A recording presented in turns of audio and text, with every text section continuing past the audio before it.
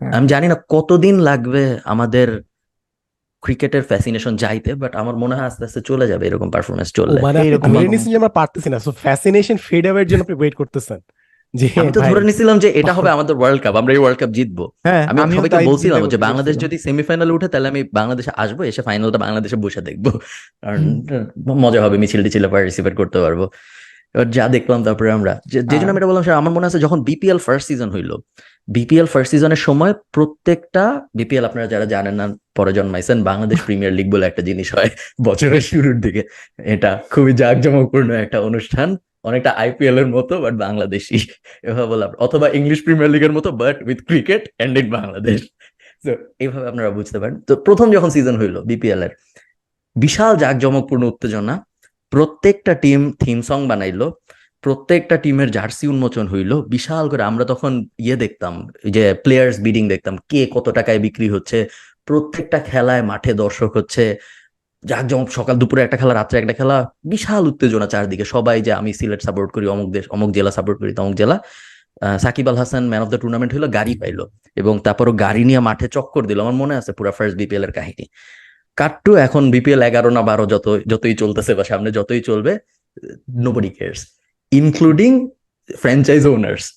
আমার মনে হয় একটা ফ্র্যাঞ্চাইজ ওনার্স কে জিজ্ঞেস করলেও বাকি ফ্র্যাঞ্চাইজ ওনার্স গুলোর নাম বলতে পারবে না, যে আসলে আমি কাদের সাথে খেলি। কেউ জানে না, কেউ কেয়ার করে না।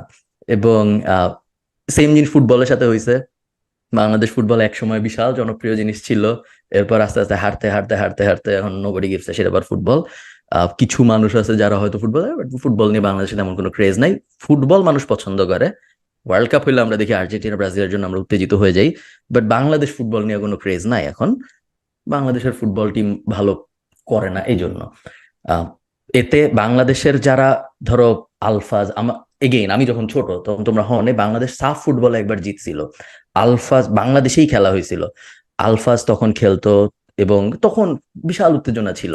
বাট আস্তে আস্তে ফুটবল ডাই ডাউন হয়ে গেল, তাতে আলফাজের কোনো ক্ষতি হয় নাই, তাতে তার আগের যে প্লেয়ার মোমেন মুন্না তাদের কোনো ক্ষতি হয় নাই, তারা বড় লোক হয়ে গেছে। ক্রিকেটও এক সময় ডাই ডাউন করে যাবে, বাট সাকিব আল হাসানের কোনো ক্ষতি হবে না, নাজমুল হাসান পাপনের কোনো ক্ষতি হবে না, ওনারা তো বড় লোক হয়ে গেছে। ক্ষতি হবে হইলো স্পোর্টটার, এবং ক্ষতি হবে মেনলি আমাদের, মানে আমাদের বলতে like as in the nation, যে আমরা এখন আর ক্রিকেটেও ভালো না।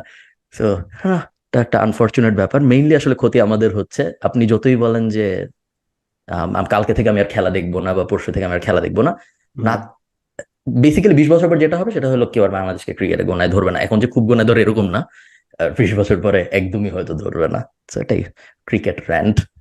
আই আই আই গেস এখানে অনেক স্ট্রং কিছু স্টেটমেন্ট দেওয়া হয়েছে, এগুলা বেশ, হ্যাঁ, সম্পূর্ণ। আমরা এটা কাউন্টার 20 বছর পর ইনশাআল্লাহ বাংলাদেশ ক্রিকেট ওয়ার্ল্ড কাপ জিতবে, ইনশাআল্লাহ ইনশাআল্লাহ। মানে ইনশাল্লাহ ইনশাল্লাহ, হ্যাঁ, 20 বছর আপনি পরে যদি ইনশাল্লাহ বাংলাদেশ ক্রিকেট পোলা ওয়ার্ল্ড কাপ খাবো ঘি জিতবে। কম নিব কেন, তাই না? মানে হুম হুম হুম, এক্স্যাক্টলি এক্স্যাক্টলি। এবং ফুটবল ওয়ার্ল্ড কাপও জিতবো আমরা হ্যাঁ, ওয়াই একই সাথে সেম বছরে।